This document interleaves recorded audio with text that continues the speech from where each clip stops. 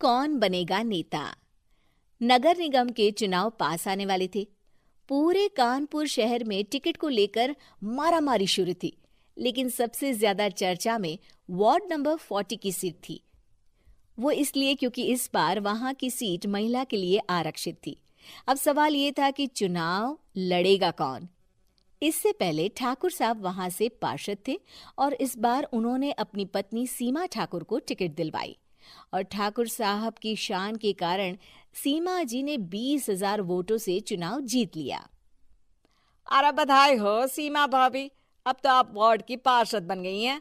अब तो हमारे काम आप ही करवाएंगी। अरे ये तो सिर्फ नाम की पार्षद बनी है, वो तो महिला सीट आ गई, वरना पार्षद तो मुझे ही बनना था।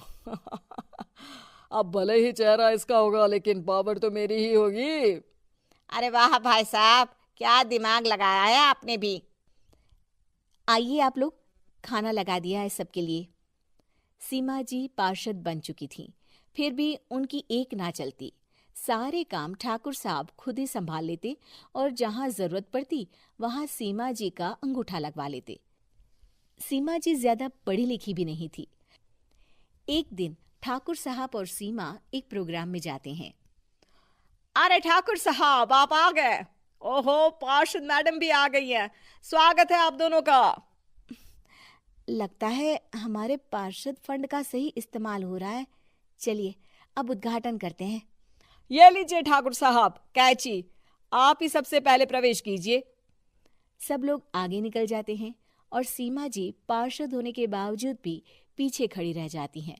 वो देखती हैं कि वेलकम बोर्ड पर उनका नाम है, लेकिन महिला होने के कारण कोई उनका सम्मान नहीं कर रहा।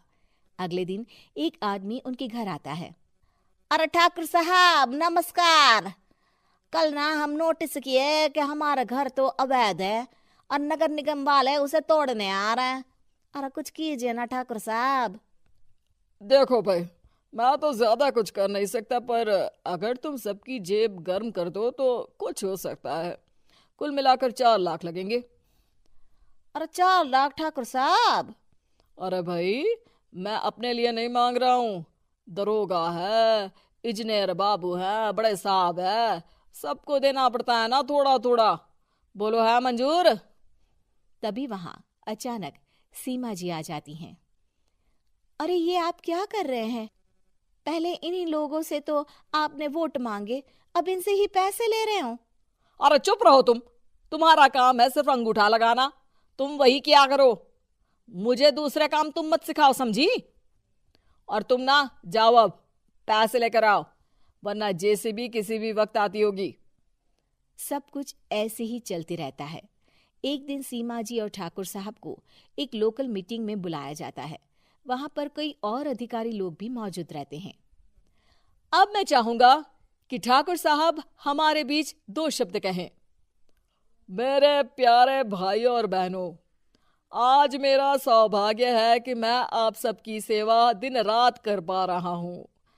आपने मेरी पत्नी को भारी मतों से जिताया है, इसलिए मैं आप सभी का शुक्रगुजार हूं। मैं आप सबसे वादा करता हूं कि हमेशा की तरह हमारे वार्ड में किसी को कोई तकलीफ नहीं आने दूंगा। सभी लोग तालियां बजाने लगते हैं।